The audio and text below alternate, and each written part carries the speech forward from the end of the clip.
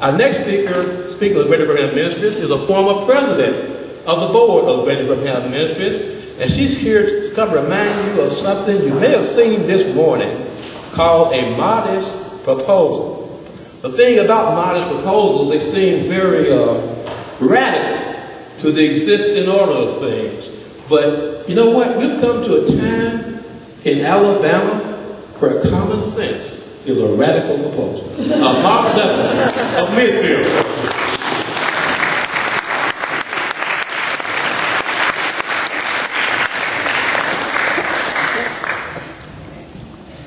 Thank you, Scott. Good evening. This morning I had the pleasure of sitting at home and reading the newspaper and actually feeling hopeful after I closed the pages. This morning there was a proposal in the Birmingham News that asked that we get our legislators to reinstate the occupational tax. If it is reinstated, it would be divided 60-40. The Jackson County Commission would get 40%, and we would get, the transit would get, 60%, and transit would get 40%. It would also implement not only better transit, but it would install the 14-member regional board rather than the regular board that we currently have, because a lot of people have complaints about how the money will be used. As a result of this reinstatement of the tax, there would be at least $30 million. And Eddie, you're here. If I've got it wrong, please correct me. There would be $30 million for transit. We would then be able to have a viable system whereby we can implement the plans of the Regional Planning Commission that include park and ride lots, circulators that go through the communities, express buses that will meet or hook up with those circulators, a real transit system.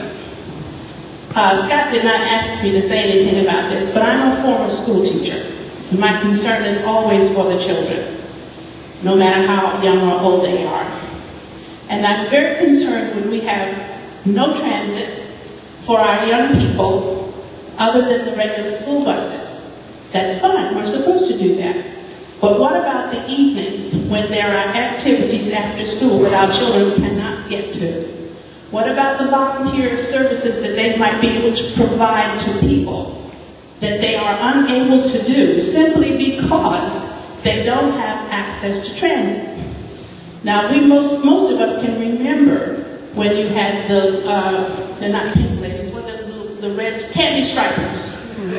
Candy stripers and other jobs that young people could get to and share and learn what it means to volunteer. Because I don't want to preach, but I've heard people say, well, I volunteered and they didn't pay me.